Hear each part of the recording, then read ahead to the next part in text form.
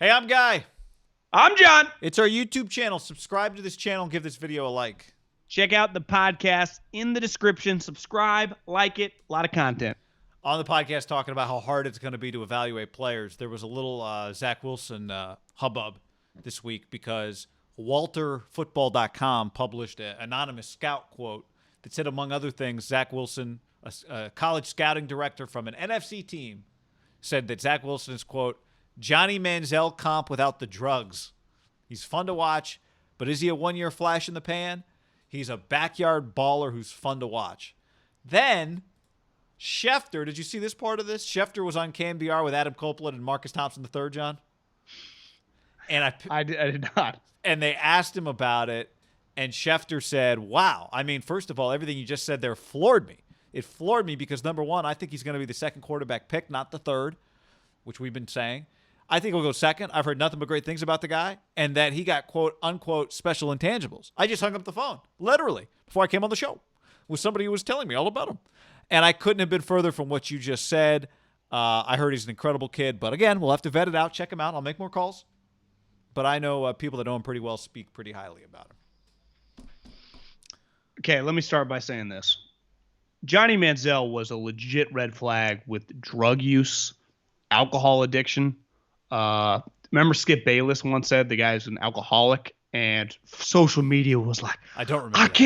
I can't believe Skip put him in prison. Skip Bayless should not be saying, and then he was proven right. Remember, I met Skip once. He was very nice.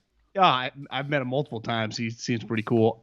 I'm not into a shtick or whatever, but whatever. He was right about that. Here's the thing with Zach Wilson. I have heard he is not perfect off the field. But Johnny Manziel was like a major red flag. This guy, there are some questions about his leadership. There are questions. He comes from super wealth. And I think there is a stigma around him that he kind of was this cocky guy that didn't get along with everyone in his first couple years. And they were just, he's not like, yeah, he's the highest he's not Trevor Lawrence or Andrew Luck or Marcus Mariota. That's not how they're talking about him. Or even Jared Goff. Like, everyone unanimously loved him. That is not what's in the scouting community.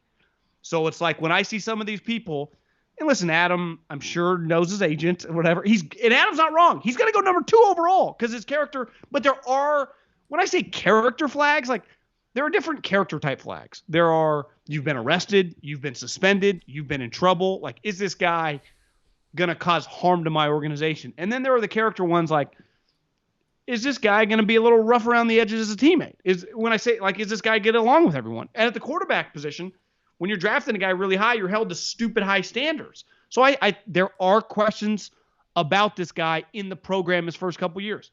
Now, sometimes when you're 18, 19 years old, you mature. Like, fuck, I've matured in my 30s. Like, I don't think it's even that crazy, but I've seen a lot of people, like, not just with Schefter saying this, but like, this is crazy. No, it's pretty consistent.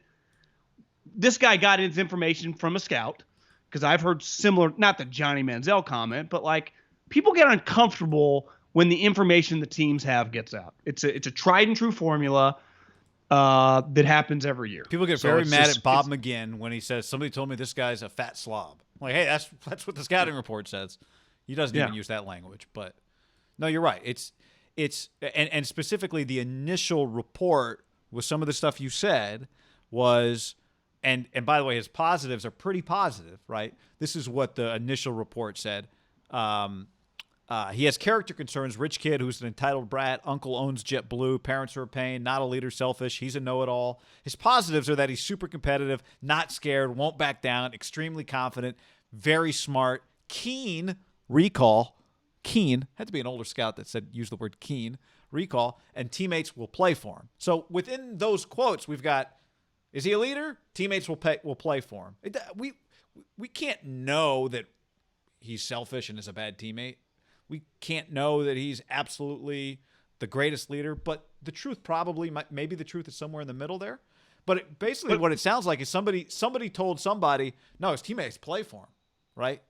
But Guy, here's a reality. Like that to me sounds like he talked to someone in the program, the scout, and that's the information he's getting. Like the scout is just the messenger, right? He's just relaying information. When you're a scout, you type it into your deal, and then the GM reads it, and then the information comes out.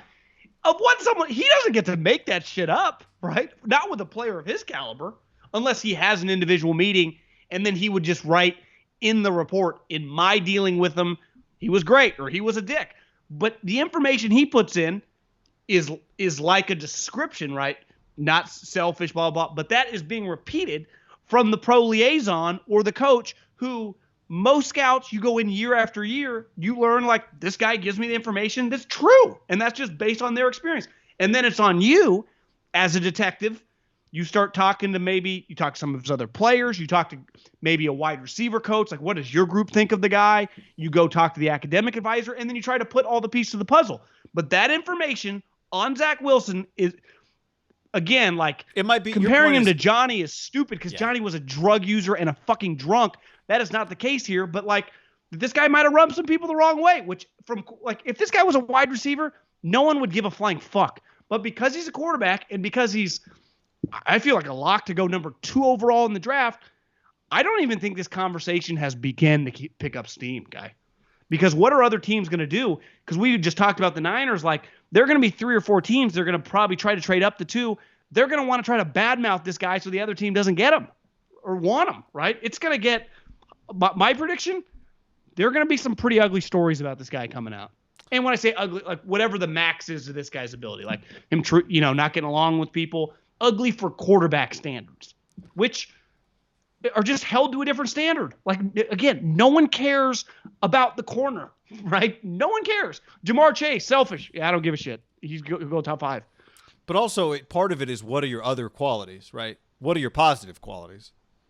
And do they outweigh your negative qualities? But I'd say this, being a rich kid, like Peyton Manning grew up a rich kid, right? Yeah, I mean, to me, that's because it says rich kid who is an entitled brat, right? Is part of that quote. Yeah. A lot of quarterbacks are rich kids. Your quarterback coach since you were 7 costs a lot of money, but if you're good enough, like I think Aaron Rodgers has an entitlement to him that but it works. Exactly. It's what are we offsetting what some people think your negative qualities are? What are the positive qualities that offset them? And if the positive qualities are super competitive, not afraid to work, not scared, teammates will play for him, and really talented, you go, okay. I think my overall take on this, though, is I saw just on Twitter people like, this is so mean, this is wrong to do to the kid. Like, no, it's out there. And what the media thinks is irrelevant. Like, the teams know this. The teams all have this information, and I've talked to multiple teams that have some version of something of this. Like, it's real. Like, there is tangible stuff there that is, I think it's fair to say, just a red flag for a quarterback. Yeah. Then you got to just scout your way through it. Like, how real is it? Here's the other thing. Maybe, the head coach, the coordinator be like, you know what? We saw a huge change in this guy. He was completely different. He really matured. And maybe he never looks back, right? There's, like, part of it is if you talk to a coach or scout in September, like, let's say you went in there and you got all your information September 10th. It's all based on his experiences first 2 years in the program, right? This year went really good. The guys really gravitated toward him. I'm just guessing. I don't know, but you're saying because every time I watch it, it feels like they're all having fucking fun on the sideline and guys like him. Yep. If you're a wide receiver, why don't you like playing with a good quarterback? Clearly, he's not a divisive force because they're winning a bunch of football games. So it's, and I would say he doesn't get any trouble. Yeah, the Johnny line it's kind of hard to separate Johnny's erratic behavior from his substance issues, right? But I don't know. It's hard to play though, like when you watch Zach Wilson play, did he play? Yeah, he played last week. I remember taking some video. It might have been Friday night. They were playing in a bowl game. Yeah. He does he's a more pro version because his arm's a lot stronger, but he's got a backyard football to him. Like I think when he throws out Johnny Manziel, like there's not like you watch Mac Jones or Kyle Trask, like you don't see backyard football. You could even say like, yeah, Trevor Lawrence can kind of ad lib. Like I'd say this kid is kind of an ad libber. Like this guy creates a lot of plays out of his ass, a little like Johnny Manziel, but it does look like more Aaron Rodgers-ish because the arm is throwing darts. Yeah, it's just right? the hard thing to evaluate, right, is you want that skill. You just don't know, does that skill at the college level always translate to being able to pull that stuff off in the NFL, right? Exactly. Like so far, watching Tua in the NFL doesn't look like watching Tua in college. Well, because you go back. Watching Kyler in the NFL does. Yeah, when we talk about Mac Jones, you go, is Alabama kind of become an all-star team for quarterbacks? And you go, Well, yeah, it kind of has, right? It's like, they got multiple first rounders on the line. How about their wide receivers? They got 4 top 15 picks. How about their running back? Oh, Najee's become probably going to go in like the top 40. How about their tight ends? I don't know. They produce NFL tight ends every year. Right. How about their coaching? How about their coaching culture? Yeah. I mean, their offensive coordinators always become head coaches. To me, the Alabama offense, I got red flagged a little bit. Not for the skill guys, but the quarterback. I just go, God, I mean, what would Justin Herbert been a lock to go number 1 overall if he had played there? Because it kind of feels that way, doesn't it? Yeah, it does. But I mean, Tua played there and he didn't go 1. Burrow made it so weird, right? But he wasn't physical. Like, what if Tua had been looked like Trevor Lawrence, 6'4", could run? He just might have been ticketed ahead of Burrow the whole time. Could be. Yeah.